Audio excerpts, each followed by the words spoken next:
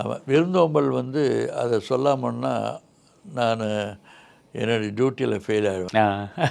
எம்ஜிஆர்னா விருந்தோம்பல் தான். அவர் என்ன சாப்பிட்றாரோ அதுதான் அனைவருக்கும் அதே சாப்பாடு ஷூட்டிங்லேயே அதே மாதிரி தான். அவர் என்ன சாப்பிட்றாரோ எல்லாருக்கும் கொடுக்கணும்னு சொன்ன ஒரே நடிகர். ஆமாம், அது ஒன்று. ரெண்டாவது கம்பல்சிவ் ஹோஸ்ட்டு. நம்ம உட்காந்துருந்து சாப்பிடுவோம். நாங்கள் ஏற்கனவே ஃபுல்லாக இருக்கோம். இன்னொரு ஆம்லெட் கொண்டு வாங்க, ஐயோ வேண்டாம் வேணும்னா ஆம்லெட் ரெண்டாக பிரிப்பார். அவரு ஆம்லெட் பாதி, எனக்கு ஆம்லெட் கொடுப்பாரு.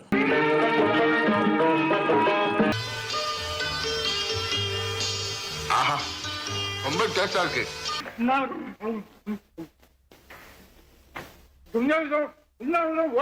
ஒரு சில சமயத்தில் வேடிக்கை சொல்ல போனால் அங்கேருந்து அமெரிக்கா வந்து இந்தியா வந்தால் பயமாக இருக்கும். இவர்கிட்ட சாப்பிடலாம் இல்லை, 4 நாளைக்கு அப்புறம் டைரியா வந்து. ஓ, அதாவது அந்த அளவுக்கு இவர் ஓவர் ஃபீடிங். இவர் வேண்டாம்னு சொல்ல முடியாது. அதை பாரு பிரித்து அதை திணிப்பார். சாப்பிட்டே ஆகணும், அந்த அன்பு சாப்பிட்டா. இது வந்து எல்லாத்துக்கும். அப்புறம் ஒரு மேஜர் இன்சிடெண்ட் ஆச்சு. நான் மந்திரி முத்துசாமி சிஎம் மேலே பெட்ரூமில் இருந்தோம். ஒரு சில டிஸ்கஷன் முடிச்சுட்டு கீழே வரப்போ முத்துசாமி சொல்லார், டாக்டரு சாப்பிட்டு கூப்பிட்டு போங்கன்னாரு. நான் கீழே வரேன்.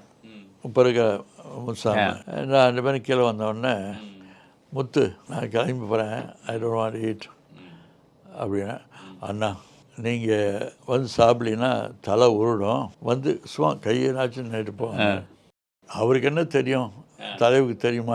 பேசிட்டு இருக்கோம் டைனிங் ஹாலில். டக்குன்னு என்ட்ர காமலை கூப்பிட்றாரு, முத்துவை சாப்பிட்றாரா அப்படின்னாரு. நாங்கள் 2 பேரும் உட்காந்து சொன்னேன், என் தலை உருளும்னு சொன்னார்ல, உங்களை சாப்பிட வைக்கலினா என் தலை உருளும்னு. அவ்வளோ தூரம் அவர் சொன்னதை நாங்கள் 2 பேரும் சாப்பிட்றோமா இல்லையான்ட்டு மறுபடியும் என்ட்ர காமலை கூப்பிட்டு வெரிஃபை பண்ணான்.